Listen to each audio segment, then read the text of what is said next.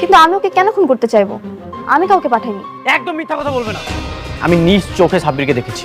Viewers, বৃষ্টি এবার জ্বলে পুড়ে ছাই হয়ে যাচ্ছে যখন দেখেছে অনিক এবং মেঘলার মধ্যে মিল হতে চলেছে, আর তখন থেকে হিংসায় জ্বলে পুড়ে ছাই হয়ে যাচ্ছে বৃষ্টি।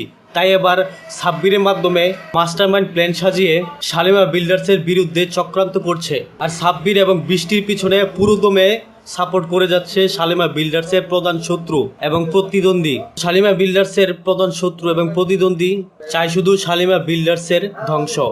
আর এদিকে বৃষ্টির চাও একই রকম। তার কারণটি হচ্ছে শালিমা বিল্ডার্স ধ্বংস হয়ে গেলে অনেক আবারও মেঘলার কাছ থেকে চলে এসে বৃষ্টির কাছে আত্মসমর্পণ করবে, আর এটি মূলত বৃষ্টির ধারণা।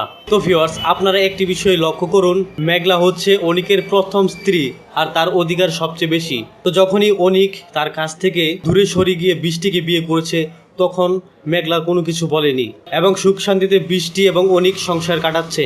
আর যখনই অনিক মেঘলার কাছে ফিরে এসেছে আর তখনই বৃষ্টি জ্বলে পুড়ে ছাই হয়ে যাচ্ছে এবং তার স্বামী এবং ভালোবাসার অধিকার কাউকে দিতে পারছে না। আর এই বিষয়টি খুবই খারাপ। মেঘলার যেমন অধিকার রয়েছে তেমনি বৃষ্টিরও সমান অধিকার রয়েছে।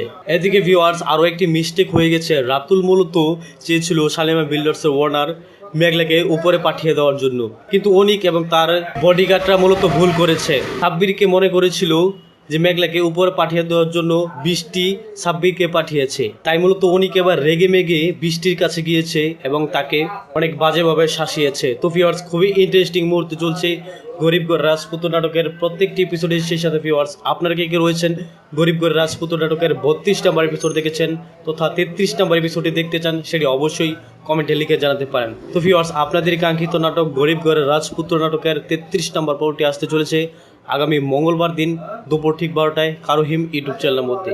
ভিউয়ার্স, আশা করি বুঝতে পেরেছেন। সকলে ভালো থাকবেন, সুস্থ থাকবেন এবং পরবর্তী ভিডিও দেখার মতো জানিয়ে আজকের মতো এখানেই আল্লাহ হাফিজ।